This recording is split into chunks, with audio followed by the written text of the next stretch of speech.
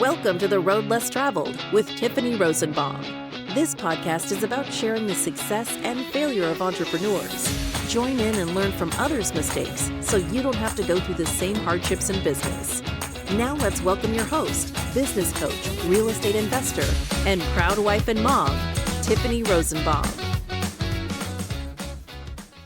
Welcome to another episode of The Road Less Traveled. We are here with Mark Brower from Mark Brower Properties, and I'm excited to have you on, and it's a pleasure to have you here because I think we really talk raw, and a lot of times people don't feel like they can talk raw, and I think that's what needs to happen. That's what The Road Less Travel is all about. So, but tell us, you're an entrepreneur. Take us back a little bit and how you got into it and why did you decide to be an entrepreneur? How far back do you want to go to? As far as you want to go. Oh my gosh. In 5th grade. Are you kidding me? You knew in 5th grade? 5th grade, there was a guy that stood at the chalkboard and he was wearing a suit. It was like career day or something. He comes in and he writes the word entrepreneur. I'd never heard of it before. And I'm getting the chills right now thinking about this. Wow. He writes the word entrepreneur on the board. My friend, Tom Buckathal, who was the smartest kid in class, was the only one that knew what it meant. He's like, does anybody know what this means? He's like, that's entrepreneur. He's like, what does it mean? It's hard to spell, right? Entrepreneur. Yeah. E-U-R at the end. And so he goes, it means you start businesses. And like, I swear to you, I remember exactly what the guy was wearing, where I was at. Like it was one of those vivid memories. Okay. And it came to me like, that's what I'm going to do. That's what I'm going to be. And you knew in 5th grade that you wanted to be an entrepreneur. Mm-hmm. Now, okay, some people say, hey, I want to be an entrepreneur. Did you know what that would take? Did you have any inclination of... Of course not. Did you just think, hey, this sounds cool? Or like, what kind of transformed in your mind at that point? And what were the next steps? So it was like a wavelength that vibrated and it like resonated in my body, but I didn't know what it was. Going to the psychology mind. I love it. So from 5th grade, what was the next time that you were like, all right, we're going to go in this? I don't know, but can I share my favorite definition of an entrepreneur? Yeah. What, someone that needs to be locked up into a hospital? No. Some entrepreneurs need a straitjacket and a padded room. My favorite definition of entrepreneurship is moving resources from a state of lower productivity into a state of higher productivity. It's an act of creation. Yeah. Entrepreneurs they have vision. They can see something that's an unmet need. They can see raw resources that are available. And they get excited about like combining those two things together and creating the magic and the value that comes from that. I think that's true entrepreneur. But I think sometimes people start out of desperation and they don't start with, hey, I'm creating this whole thing. A lot of times I think they start with, I just need a freaking job. I just need money to come in, right? Mm-hmm. At least I think there's 2 forms of starting. And I think some start that way, but I think some start out of desperation of trying to create a job. The desperation, I'm going to challenge. I don't think that's real entrepreneurship. I think that's becoming self-employed. I agree, but sometimes people start there to become the true entrepreneur. For sure. Absolutely. Because I started out of desperation. Absolutely. It's a big swing to jump straight into like orchestrating resources and architecting, bringing in capital. Like capital is just a resource. Bringing in people, that's just like all of that stuff. To do that in the beginning, I'm kind of jealous of the people that know how to orchestrate that right at the beginning of their entrepreneur journey. Same here, actually. And I wonder if it's not because they didn't experience that in corporate America. They had some context. They were in a hedge fund or they were in a private equity. They've seen it before. They've seen all the pieces before. You and I had to trudge that path, the hard way. I might still be trudging that path. We are, yeah. I mean, definitely I think it's every single day, right? Learning and growing. And I think what you hit on really important. Some people have seen it, and then they can take it to implement it. Like, for instance, when Jeff Bezos came into the market, what did he do? He looked at Walmart, and then he went and stole all their execs because he's like, I know if I can take them, they can actually implement what I want. Yeah. And so it's interesting. But so... Your entrepreneurial journey started when then?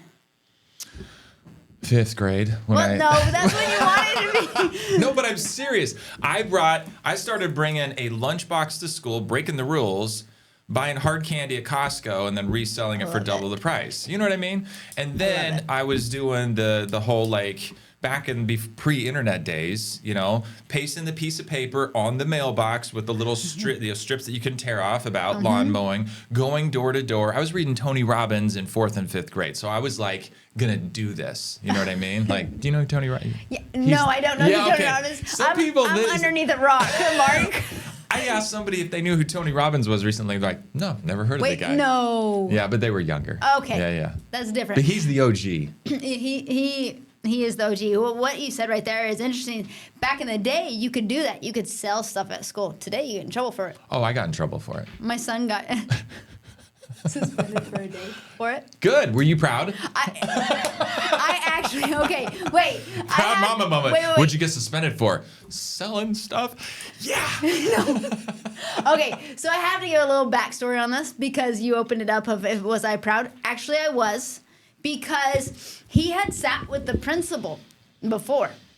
As he had gotten in trouble, and so he sat with the principal after he got in trouble the first time, and she said, no, you can't sell. And so he came back at her, why can't I sell? She goes, well, if you only have a couple items in your backpack, then, you'll be okay.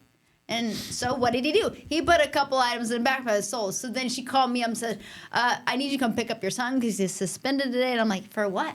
Selling. I'm like, do y'all not promote entrepreneurship? There you go. And so I had to go in and sit down with her. And I said, I'm actually really proud of my son because he came to you and talked to you about it. Before you didn't give him a clear boundary. Hello. It's not. So because he had like more than 2 drinks in his backpack, she said, well, then that's more than just a couple. And I'm like, okay, I am confused by what you're telling me. So I went outside and I high-fived him and gave him a hug. And I said, do not look down on this. Nice. I said, you need to be proud of yourself. You went to her. There was a miscommunication. Now we got to figure out how to stay within the boundaries or somewhere over here so that you can continue to do what you want to do. Yep. Entrepreneurs, I think it's part of the DNA to test and break and figure out and make messes, clean up messes. Like we're exploring, we're creating new, and it's a messy process. But we're willing to take the swings. We're willing to sit in the discomfort. We're willing to pay the price when things don't go well.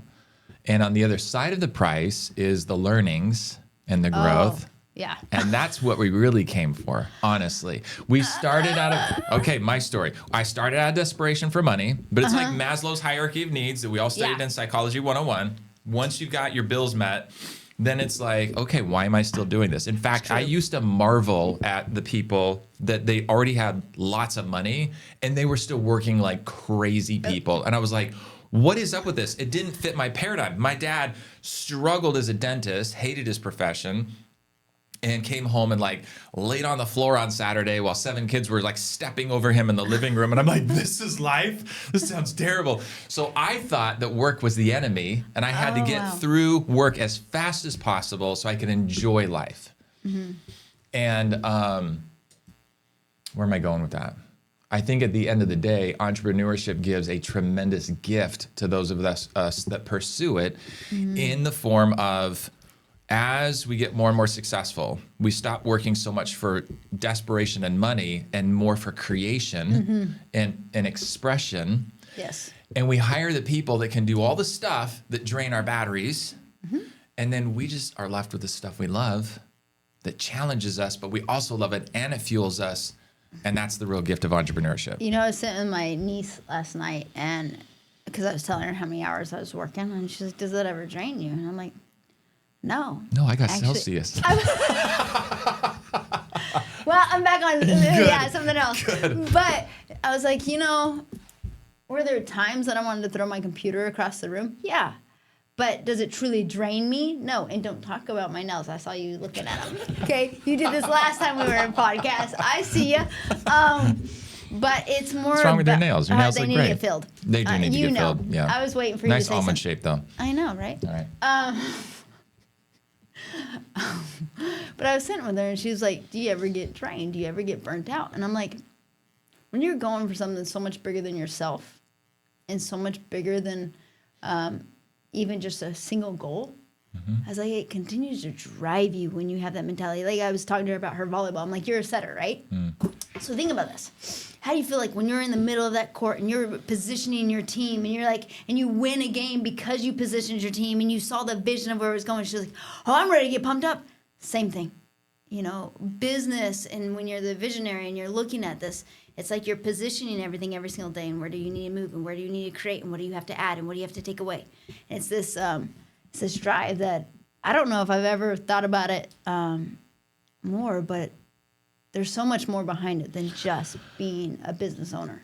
Yeah, and I think part of it for me is,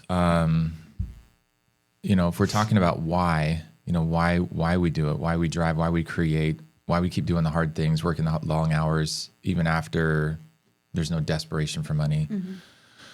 To me, what drives me almost more than anything, I resonate deeply with this idea that you say that there's this higher purpose and there's this like, there is. We become more aware that we have gifts and talents and that we love creating value. And so if we can create more and more value using those gifts and talents, that is a drive. But also, and I never would have expected this when I was younger, but one of the most fascinating and fueling parts of the journey for me is self-discovery. And it's just like in running. Oh, yeah. It's painful. When we train for running, we meet ourselves in uncommon hours and uncommon places, and we see the parts of us that we didn't, I was almost going to cry, that we didn't know were there. And then we learn, And I think that's what entrepreneurship does. If we keep progressing, if we keep pushing, if we keep growing, and there's no, you can,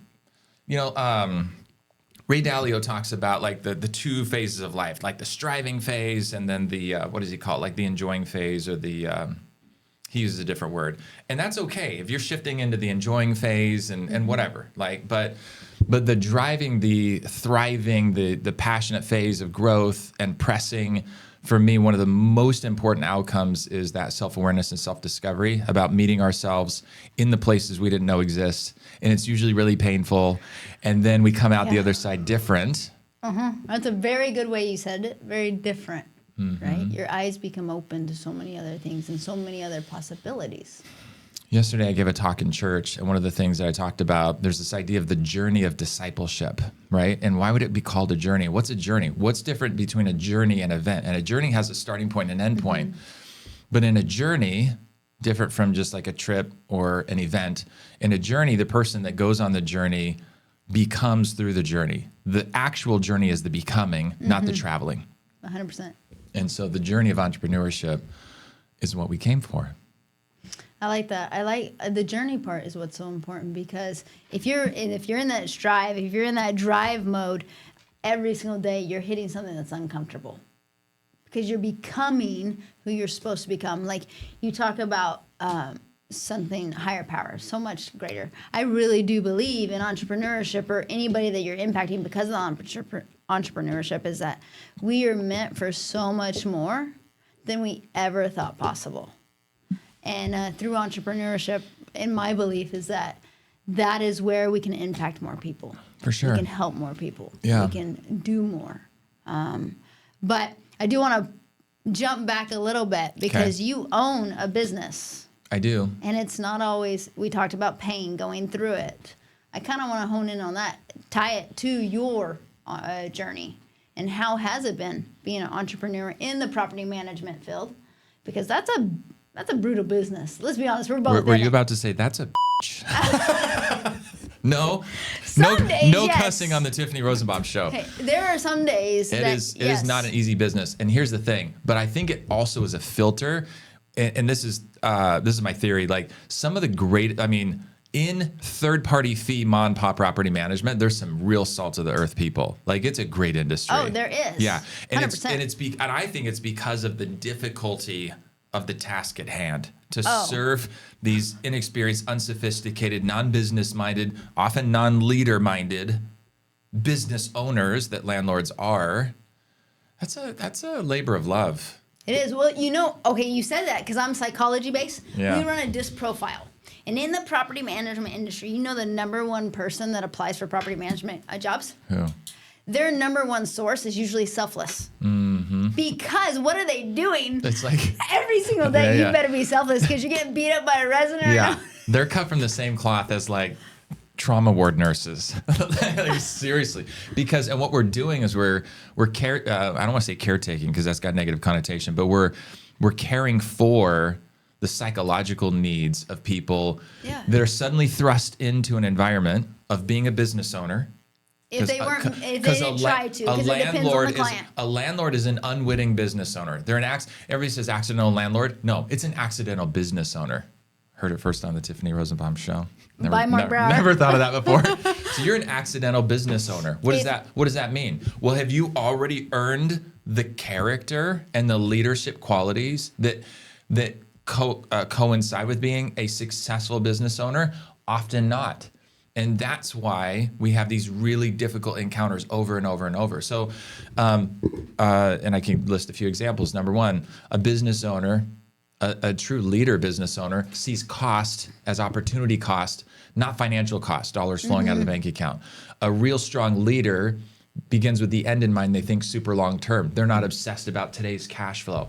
You know, a real strong leader person knows that they can empower somebody else to do a job for them imperfectly, but in the process buy back their time, which is so much more valuable. Yeah. And they can tolerate the 80% output because they also have a certain risk tolerance. So those are things that a lot of our clients, the accidental business owners that they don't possess that character and that mind frame when we first start working with them, shouldn't say when we start working with them. And so that's why there's so many difficult conversations.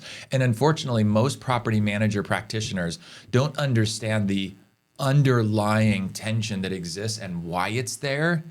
They're simply going through the stress every day of trying to make people happy. It's so true, because property management companies, their property managers have to be able to have those hard conversations, which, guess what? Human nature notorious is not wanting to have that confrontation. And so it sounds like your primary clients are accidental business owners. Yes. Right? Yeah. So we have actually a split. We have some that are very much intentional. Sophisticated. Oh, and very intentional. And when a dollar comes across their desk, they're like, yes, they count their dollars, but they're very much, hey, I got to replace the roof, get it done. ROI. I have to do this, Yep. Because at the end of the day, they understand. Long term. They understand if I hold off like a day or two on this, I'm actually hurting my net income because my resident's going to leave because they're upset. Playing the 3-year game, not today's game. Yeah, 100%. And so we do a lot of educational on being on the same side of the table, because I think in the industry that we're talking about, between the property management company and the tenant and the owner, we're a middleman, right? In essence, a lot of times, depending. Yep. But the owner and the property management company has to be on the same side of the table. And so often they aren't on the same side of the table, because what happens, the property manager says, hey, I need a $5,000 bill because, you have a roof or you have a car. And so all of a sudden it becomes a negative connotation with the accidental landlords, because they're like, hey, you're trying to take my money, instead of looking the 3-year down the road and going, hey, actually, I have your best interest at heart. I mean, we could dive into this so deep, it's not even funny. No, I have some ideas about that. Yeah. No, open up. Okay. Open up, because you own a property management company. So we're going to get a little bit more kind of in the weeds about one of the recurring stresses that repeats over and over and over in this property manager-landlord dynamic. It's that the landlord thinks every dollar sent to them is permanently theirs. And so this idea of investing, I heard somebody on a podcast once say it's called real estate investing, because you got to put money back in to the property. You do. So one of the problems is budgeting, expectations around cash. There's a lot of fears that people have around money. There is. And there's a lot of fears about cash and cash flow. And if you haven't put those in context, you haven't developed the character to change the relationship you have with money, then there's a lot of anxiety there. Yep. And people always go to worst case scenario when they're afraid. And so if you hit them with a $3,000 bill, which, by the way, I have an analogy for this. New landlords, new mom and pop landlords, don't have a leadership mindset yet, don't have the experience, don't have the context for it. It's like Go with me on this. It's like I'm going. It's like we have a casino. Oh hell, we're going. We're in the casino mindset now. We have a casino. We're going gambling tonight. We have a casino, and the landlord, their rental property is a slot machine that they own. Okay. Okay. With slot machines, who wins in the end? The casino. The house. 100%. So the landlord's gonna win in the end. Okay.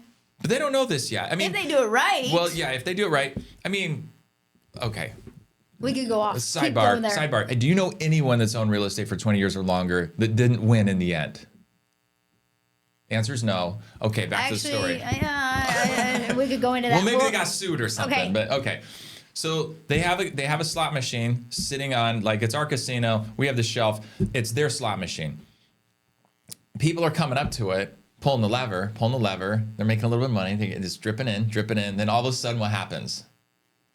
Somebody hits a little jackpot, meaning they had to pay out $5,000 for a major roof repair or something. Yes. But the reason this is so stressful for these landlords is they never know quite when it's going to happen. And it happens with almost no notice, and it can be expensive. And so the anxiety with which, that event happens is intolerable for a lot of people. Not the least of which, the reason being, is that it competes with their discretionary spending dollars that impact Christmas and vacations and whatever, because in their mind, everything's just blended together. And it shouldn't be. It shouldn't be, but you can't tell them that. Yes, Jim, but people don't. I tell them that all the time. I'm like, get a separate bank account. This money goes into this account. Don't touch it. That's good. Well, because if it's the same bank account, you're not doing what's 100%. Best for the investment. 100%. And what we should be doing in the beginning is telling them, hey, every time I send you an owner distribution, this would be cool actually. If we required 2 bank accounts, and then like we split the distribution every month, they're still gonna cheat. They're gonna, what are you doing? You tell me how to split my money. But if you put like $300 a month or $400 a month into that separate account, that would be about right. Now tether your expectation about what really stays in your pocket with only this money over here. I think if we could smooth out the cash flow, 100%. smooth out these like little jackpots that they have to pay out, so to speak, I think it would lower the stress considerably and give people that emotional tolerance to stay in the asset class for longer. See, I got one better. Why are you one-upping me? Can't we just share? No, because what you're saying is actually the biggest pain point. Mark, that was kind of smart, but I got something way smarter to say now. No, it's actually what we've been talking about. And by what you said, made me think about what we're trying to do, which, in the software industry, it's actually not 100% automated yet. But what you said is completely right. If we could control the cash flow. 100%. Where's the number one item that goes out in the cash flow? It's maintenance, right? For sure. So the reason why, and when people analyze properties, they should be analyzed a certain percentage of the income that goes towards maintenance. Budget. Yeah. So we're actually going to, and something that I'm trying to implement is every property be on a budget. That would be amazing. Because guess what? If you can take that maintenance reserve that you're saying, hey, every month this amount should go into a reserve because this is going to be spent for maintenance. Yes. Then the property manager hold on to it. Yeah, you and I want to do the same thing.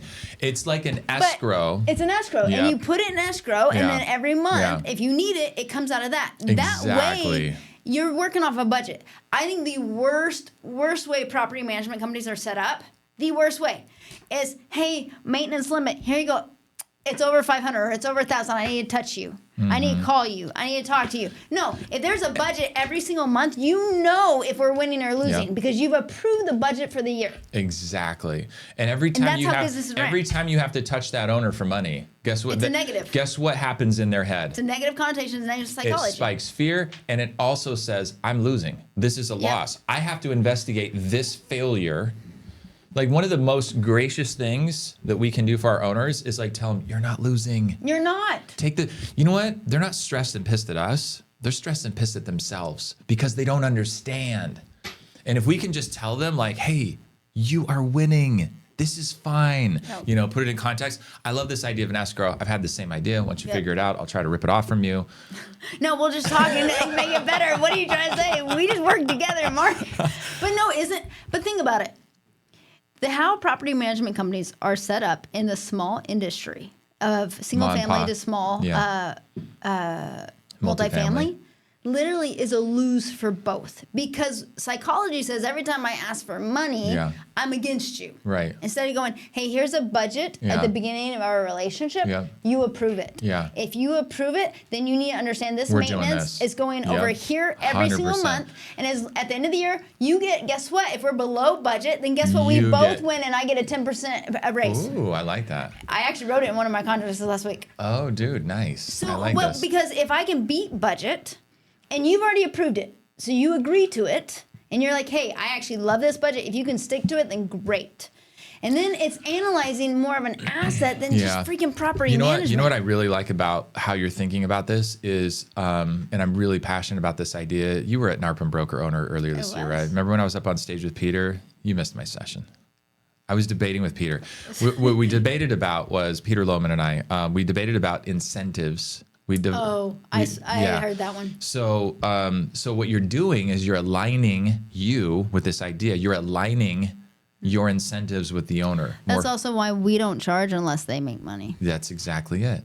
No fees when properties are vacant. I could talk all day about that. I could too. I'm really like this whole idea of one of the biggest things that's broken in property management is the property manager wins financially the most in many cases. Sometimes. When the owner's losing the most. When it's vacant. And right now, the vacancy's higher. So some owners are getting seriously killed. Oh, yeah. And so we are always like, ours is a percentage. If you win, we win. If you lose, we lose. And we actually market the property and spend money marketing dollars before we ever take from their pocket. Yeah, good. Because I'm an investor first. So sometimes I actually don't, I do things that aren't the same as the industry. But I think if we can figure out, and this is where we're trying to go to, 2026, I'm really trying to figure out how to get everybody on a budget. That's fantastic. But owners struggle with that. I had a meeting with a guy that has he's been running his own properties, and he has a lot of units. And I sat down and talked to him, and he's like, but I'm like, worried, and I'm trying to figure out the psychology behind this. Let's role play this right now. Let's do a phone call. Okay. I'm the owner. You're Tiffany Rosenbaum. You're telling me I need to be on a budget. Ready? Oh, sure. Wow. Let's do it. Hey, Tiffany, you want me to do a budget? What's that look like? Okay, Mark, what I want to do is make sure financially we sit down and I give you numbers, exactly what I think the property is going to cost throughout the year. And so I bring you what the income's supposed to be. Okay. I bring you what the expenses are supposed to be. Got so you it. can see and you can outline everything, and you have to approve it. So we're predicting it. I'm approving it. Okay, I'm fine with that. But I want you to send my money to me. Like, why would you need to hold that money? Okay, so where's the money going? It's when you going to my receive it? account. Like, I should be the one earning interest, not you. You're just trying to earn interest on my money. Oh. But Why do you sound so surprised? I mean, am I not I've asking? never received that. I've never received that. Never received that. That is the first time I've ever heard that. What? Never. That's immediately where my mind goes. Does it really? Like, why do you need my money? Like, Do you understand what interest rates are on bank accounts? Here's the other, well, very low. But here's Like, nothing. But we get enterprise credits. Yeah, we do. Yeah, okay. But Which that's is not another interest. good idea. It's another good idea why to like escrow. Yeah. Because we'll make more money. But if the owner, even if they don't say it, if they think like, here's a couple concerns that I anticipate if I try to put this in place. Number Okay. one, why do you want to, like, you must be earning interest on money. That's my money. Number two, why would I, as a landlord, put myself in a lower leveraged position if this relationship doesn't work out and I don't trust you? Then you've got like a higher leverage over me. You've got a whole bunch of reserves. What if you don't pay my reserves? You know what I mean? Okay, so in the industry, that's actually a big concern, actually. And so what I'd say is, first of all, we have to have a trust relationship.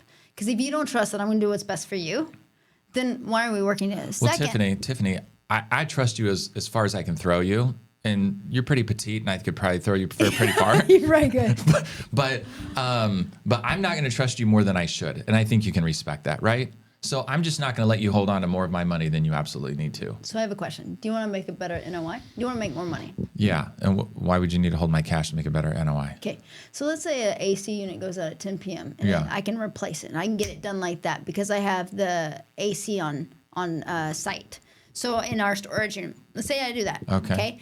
I can't pay for that without calling you and making sure that's taken care of. And I don't call owners in the middle of the night. So how does that affect your resident? So let's talk about this. So how does it affect your resident? On average, a resident, if you have to wait to do maintenance or an AC, they go hot. 120 degrees Tiffany, in Arizona. I will answer my phone every time you call me. You will have that AC replaced and my approval within like 12 hours. Even if I'm sleeping, you'll get it immediately. So how does that really hurt me now? Why do you have to hold my money in order to replace that quickly? I'll be available. I'm trying to defeat your argument. Oh, I know. And it's a good argument, actually. It's a good argument. Because the faster we can move, the faster we can take care of the residents. That's just the honest truth. If you flipped it and I was on the other end of this phone call, I would say, you know what? Here's the reality. I'm just going to get really raw with you. Can I get really like straightforward with you? Get raw. Landlord, owner. Oh yeah, we're on the Raw podcast. What is this called? Yeah, the road less traveled.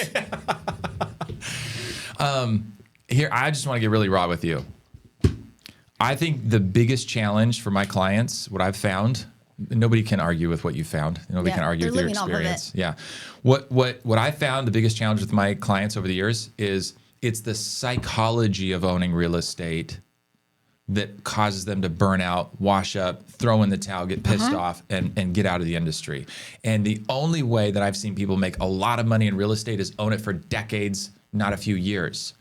So the greatest gift I could give you, if I can be really frank with you, is to set up an environment where I bring down your anxiety and stress level as much as possible. And whether you recognize it or not, what I've found with most of my clients is the conversations over you sending me money are the thing that are going to weigh most heavily on your psychology and on your emotions. And if we can bypass that, you're going to forget about this. And 20 years from now, it's going to double in value. Rents are going to double. That's my goal. It's not because I want to hold your money. It's I want to smooth out your stress. 100%. So, okay. So let's say you have an investor client. Really, really intelligent investor client. Not the dumb ones. It's not what I was saying. Dude, I'm going to get slapped on this podcast because of you. No, someone that's been doing it for decades. So they understand it. They don't have the money issue. Because you're right. First-time landlords, every single day is a stress for them. Yep. Like, am I going to get called for maintenance? Am I going to get called? Am I going to make money this month or lose money? Some investors, when they own a lot and they've been in the industry, they don't have that concern. So what if they're like, hey, no, I want to keep my money in my account because I want interest. And because I haven't controlled it, I'll call you and take care of it. Right. You know, what's the big deal? Why do you want to keep it? Yeah, there you go. And I'm asking you. Well, if they're the type, because I'm not so diehard about I have to do this for everybody. I'm still aware that the underlying problem I'm solving for is this psychological tension and disruption. So if I really did have a client like that, and I felt really confident about it, I'd be like, we are so aligned on this. I'm good. But I want you to promise me that if we start having tension in the future, for whatever reason over cash flow, that you'll opt into this program because it's working really well. See, I think every owner should be on a budget. Well, yeah. But the idea of who holds the cash seems to be the tension point. Yeah, but like, think about it. We were talking about alignment earlier, right? Mm-hmm. Right? With the owners. And I wrote into the contract. We'll see if it goes through. It'd be freaking amazing. But let's say you have the 10%, or 8, whatever your management fee is, okay? And you only get paid when they get paid. But then you write a budget. They agree to it, and then because they agree to it, then it's if by the end of the year we hit this budget, then there's a increase. There's a bonus at the end for the property management company. You know how this breaks down? Yeah, talk to me about it. Because I've thought a lot about this. Here's how it breaks down. I've even thought about how could we go with a guaranteed monthly payment to the owner. Here's how this breaks down. You can always, in real estate, scrimp on maintenance. You can always. But the problem is that hurts you later on. I know. But walk with me here.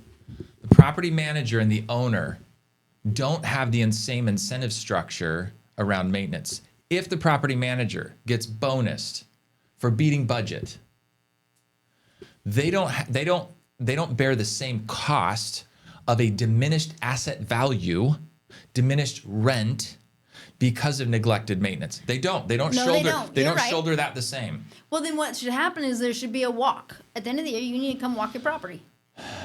And you need to see if there has to be some alignment there because same thing with big corporations.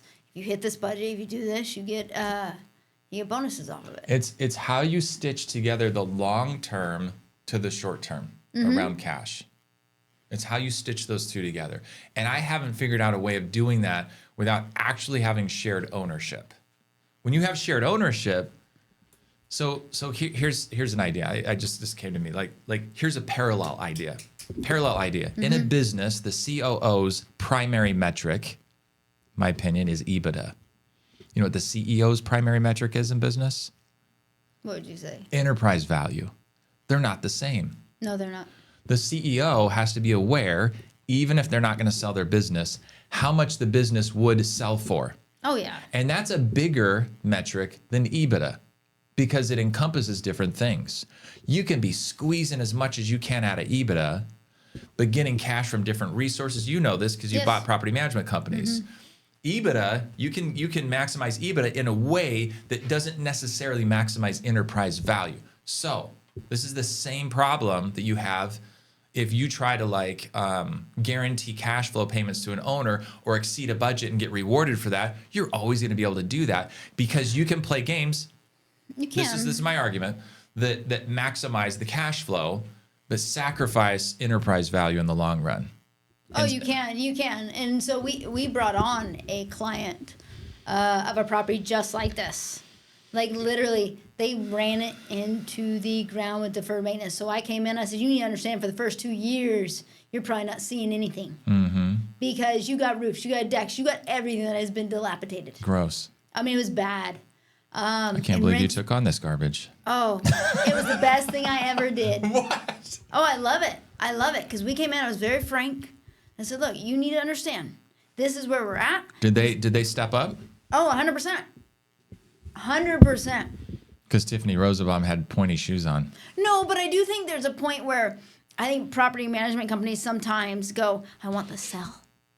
No. This is the reality of what you're sitting in. What did you say? Sometimes they want to sell? They just want the sell instead of telling What's the the owner. sale? Just the contract. Hey, just let me manage it. Okay. I thought you meant like sell this asset because it's so dilapidated. No. Okay. No. Sometimes they just want the sell of the contract instead of going, hey, this is where you're really at and this is the reality. Like being upfront at first so that the relation can be strong. We could all go into expectations and issues there. But I think that's one of the biggest issues, and that's why I think the industry has to change on budgets and analyzing properties and deferred maintenance and all these things. Property management, see, I actually don't like the word property management because you're not really managing just a property. You're managing an asset that should be able to build generational wealth. That's what it should be. Amen. I use the word business manager. I have accidental business owners. I'm your business manager because if I talk in those terms, it changes the conversation. I am not at your beck and call. You hired me because I have industry experience and I have a certain skill set. There's a movie that just came to mind. I happen to have a certain skill set. Oh, it's highly valuable. What is that? What is that movie? Taken, yes. Now we're talking Taken on the podcast. Mark is going to take all your property management headaches away. I don't think I've even seen that movie. But yeah, that's it. So it's like if you understand I'm a business manager, you're a business owner. Now we have to have a different kind of relationship. We have a different kind of conversation. I expect you to toe the line and defer to me as the expert. Yeah. Who's been doing this longer? Can you imagine getting on the phone? Listen, Jim, who's been doing this longer, you or me? But we do. But you own real estate, so you could actually talk to that. Like you could. Dude, we have hundreds of years of experience in property management every year. Because if you apply, the scenarios we see. So anyway, bottom line is they have to defer to us for our industry experience, our expertise. They need to support us with the financial resources that we need. And they need to maintain professional courtesy in all situations. Oh, 100%. If they won't do these three things, I'm out. You're out. You're out. Hey, out. So I think that's important. But you know where that all starts? At the very beginning, the first call, the expectations, making sure. 100% it starts in the sales call. It does. Yeah. And so many people are too worried about getting the sales. they're just like, please hire me. Yeah, I'm like, Yeah. Yeah. No, like, no, no. go over there. I actually told someone the other day, I'm like, we are not the right fit, but I will send you over to Mark a buddy. Brower. I just put it in an email. I said, you know what? Anytime someone has a balcony hanging off the side of a building, I'm like, I am not the right fit for you. But Tiffany Rosenbaum would love this case. No. Now, it all depends. For me, it depends on the client. Do they really, truly want someone that can come in and fix it? Or do they want to manage someone? So if they want to manage someone, we're not the right fit. If you want us to really come in and fix it, we can fix it. Yeah. I say it like this. Our happiest clients don't want to co-manage the property with us. They want to be totally hands-off. Those are the happiest people. Also, our happiest clients don't swoop in the middle of a case and demand accountability minute by minute. They'll let us run it to the finish, knowing that we will back up our actions 100%. And if we screwed something up, we will pay the tuition to you and learn our lessons and move on. But do not manage us throughout the process. We will Monday morning quarterback this thing when it's done. You with me? Oh, yeah. We've learned the same lessons. Oh, I've had to make things right, and I will. That's one thing I tell I sat with a big investor the other day, and I said, hey, if you expect us to be perfect, not one business owner is perfect. Anybody that tells you they're perfect, it's a lie. It's true. People are going to make mistakes. You're dealing with humans, right? Yeah. But I did say, I said, I promise you this. Any mistakes we ever make, I make 1,000% right. And I make sure our owners are taken care of. I'll be honest, I lost a client. We made a mistake, and he put in his 30. You weren't honest before this? Now we're getting honest? We've been talking. No, but he terminated with us, and he called me up, and I didn't know what was going on yet because I didn't get my reports the next morning. He said, Tiff, I'm not real happy. And I was like, whoa, I actually, we've talked before. What's going on? Mm-hmm. And I went through some things and his statement, and I talked to him, and I said, you're right. This isn't 100% clean. You owned it, yeah. And I said, you know what, but I'd like to make it right. And he's like, wow, I've never had someone say that to me. Even though he was canceling. He already canceled. Guess what? He uncanceled. Oh. He canceled. And by the time I said, but you know what? We need to start new. Let's write a new contract. Let's write everything new. This is new, fresh start. And he's like, I really appreciate that. The expectation that this is like you're going to get your oil changed and everything has to be perfect about an oil change. Would you agree? We don't want the motor blowing up. Yeah, 100%. Right. Pretty straightforward process. Yeah. Okay. The expectation you're coming into a business relationship with a property manager where everything is perfect is 100% flawed. What we're doing is we're going into business with each other. Mm-hmm. I'm your business manager. If I ran a KFC franchise for you, if you owned a KFC and I was the general manager of the KFC, would you ever expect there to never be a problem or never be a mistake? No. This is the type of mind frame and context that we're talking about. This is the nature of the relationship. If you look hard enough, you're going to find a mistake You somewhere. are going to find mistakes. Period. End of story. So I'm not going to sit here and duck my head and pretend that I'm perfect and be ashamed if I mess something up and you call me out on it. What I am going to do is I'm going to ask you to grade me on 4 things only. Mm-hmm. Number 1, 90 to 95% occupancy. Number 2, maintenance spend, to your budget idea, under about 15% of annual rents for newer properties. Number 3, renewing leases over 50% of the time. Number 4, capturing strong rents and increasing them as the market dictates over time. Wouldn't you agree that those 4 things are winning for you? 100%. Okay, if that's winning for you, then I want to talk about anything else that you're upset about. Well, I think including my mistakes that you have to pay for. And that's a big shift, right? No property manager usually is that brash and bold to say, like, I'm going to make mistakes that are going to cost you money and you have to be okay with it. Oh, well, I'm not okay with that either, Well, hold on. In a context, because nothing will ever be perfect. You already said that. Yeah, but I'll own it. But when things are imperfect, there's a price that the owner pays. Maybe a tenant left when they should have renewed. Am I going to sit here and bridge their rent for 2 or 3 months while I re-rent? No, but you have to prove that it was actually per the property manager. Which is a huge waste of time. That's a whole different ballgame. So the point is, I'm going to make mistakes that cost you money. If there's a straight line of sight to it, and I can pay you tuition, I'll own it. Otherwise, I also need you to understand we're running a business here, and if I'm hitting on these 4 things, you're happy. Agreed? Great. Let me know how it works out for you. It works. You just have to get clear about it. No, I do think clarity is the number one thing. I really do. Now, you said something earlier that I want to shift real quick because we could talk for hours, We could. you and Mark. So you said the CEO, enterprise value, things like that. And usually that goes to understanding how to sell. Are you ever looking at selling then? You trying to buy me? No, you know I would.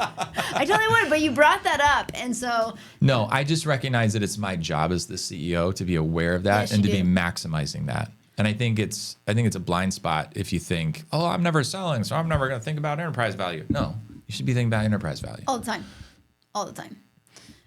Where's the next move for Mark Brower Properties? We just made a huge move. I'm really excited about it. COO, right? Yeah, we just brought on a COO. She's been with us a month. She's a freaking rock star. I am super excited to be working with her. You know, they say that you can tell if somebody's a rock star in the first 30 days. I think I've got one. I'm really lucky, really grateful. She's showing up like a partner, like an actual business partner, not an employee. It's super rare for me. And to see her, we've had those hard conversations. Yeah, and to see how she is showing up, I wrote a LinkedIn post recently, and I like combining words that give a new meaning, like an amalgam of ideas. And so I was observing her, and something came to mind. I thought, you know what? She is displaying persistent curiosity. That's a good thing. Curiosity is a super powerful leadership trait. Oh, yes. If you can hold yourself in curiosity, it makes it safe for the truth to come out. Mm-hmm. It makes it more likely that you learn. All kinds of things flow from curiosity. Oh, 100%. If you combine curiosity with persistence, it's a beautiful thing. It's a conversation where you're approaching something with curiosity and intent. The person starts trying to wiggle out of the gaze.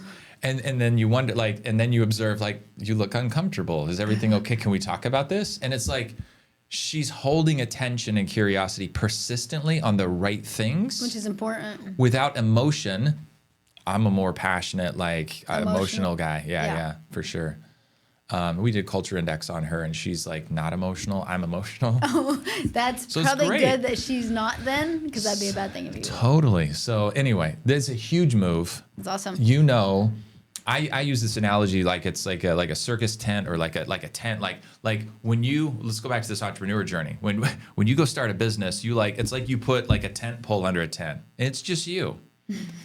And the space under the tent is your capacity, what you can do, the value you can create. And if you're like me, in the beginning, you hire a bunch of like super low cost helpers, like these little poles around, and it didn't really increase the size. It just kind of helped. And sometimes it actually doesn't help. Well, but I did that. If you can bring in your best bets, your best investment is people. You know that. Leaders specifically. If you can bring in another tent pole and like go toe to toe with somebody, like that's what I have.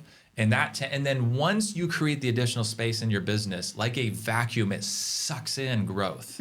It just happens. So it's Dan Sullivan, it's who, not how. You get the who's in place. I like that one. You get them in the right seats. So I finally accepted, recognized, and fully was honest with myself that I'm kind of a chaotic visionary. Most visionaries are. Let's be honest here. I can get really excited about ideas, but here's but one of my... you need someone that's going to slow you down. It just is what it is. She's my brakes. Yep. I'm the gas. And I've proven to myself that I don't usually do very well in hiring people because I fall in love really fast. Yes, I fall in love really fast. And then 9 months later, I'm like, damn it, you are incompetent. What are we doing here? And it's like so disruptive, and you lose so much money by cycling through. She seems way better at hiring. She seems way better at everything. And she loves my vision. So it's just like, all right, let's go. What are we going to do? That's exciting. We're going to give Tiffany a run for her money. Let's go. I'll refer people to you. You refer people to me. We I help do. each other Yeah, out. we do. We do. Yeah, you do. It's actually a great symbiotic relationship. It is. You're the shark, and I'm the little fish sucking on the belly, like following the shark around. Have you seen that video? You want to get the scrap. That's the other way around. No, I love learning from you. But no, we appreciate you coming on today. Yeah, this was fun. It has been a blast. We could talk for hours. Tiffany Rosenbaum's Raw podcast. Raw, is that? The Road Less Traveled. Road Less- Thanks. RL, Obviously, you've RLT. never listened. I have actually. I get the little clips in my feed on LinkedIn. Yeah, Oh, do it's you? good. Okay. Last When's bit your of next advice. race? Sorry. When's your next race? I'm not signed You're up. not running. I am running. Oh, I you ran are? this morning. Dude, I but- ran this morning. How many miles? Oh, don't ask me that. I'm back on plan with Coach. 3. I did 5. I'm back on plan with Coach Derek. Real quick, I know you're trying to wrap this up. We both like running, so I got to tell a quick story. A few weeks ago was Thanksgiving.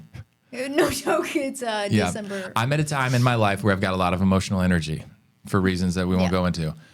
I texted our mutual running coach, Oh yeah. and I said, "Hey, That's Derek." amazing. I said, "Derek, I think I want to train for another ultra, but I'm at total ground zero. What should I do? Because I haven't run for like a year and a half, What 2 did years." he say? He's blunt. He goes, "Mark, consistency is better than occasional greatness."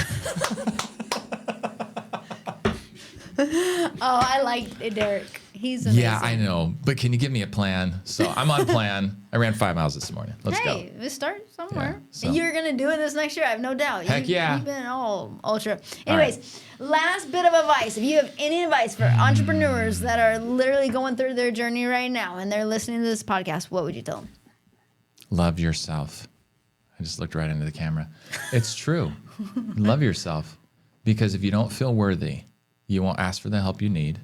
You won't take the risks that you need to take. And you'll live small. It starts with loving yourself. It starts there, but don't love yourself too much. Where you? You can't love yourself too I'm much. kidding. Okay. No, what I'm saying is there's 2 different types of people. They are too critical, or they think they're best at everything. Well, that's just ego. Yeah. Yeah. Most of us that have really high potential also at some point, if we're Self-aware. humble, we have like an imposter syndrome issue and a little bit of like, oh, I'm not worthy. That is so, true. So you are worthy. You're a son or daughter of God. You have infinite value and potential. Tap into that and just go do and be. Don't think and feel so much. Go do and be. Go do. We talked about this last time on your podcast. Awesome. Well, we appreciate you coming out, Mark. Yep. Thank you so much. Yep. Great to be here. Awesome. Thanks for tuning in today to The Road Less Traveled. If you're organizing an event, workshop, or simply planning something exciting and would like to have Tiffany Rosenbaum join you or want to have her on your podcast, visit TiffanyMRosenbaum.com and click on Book Tiffany to get started.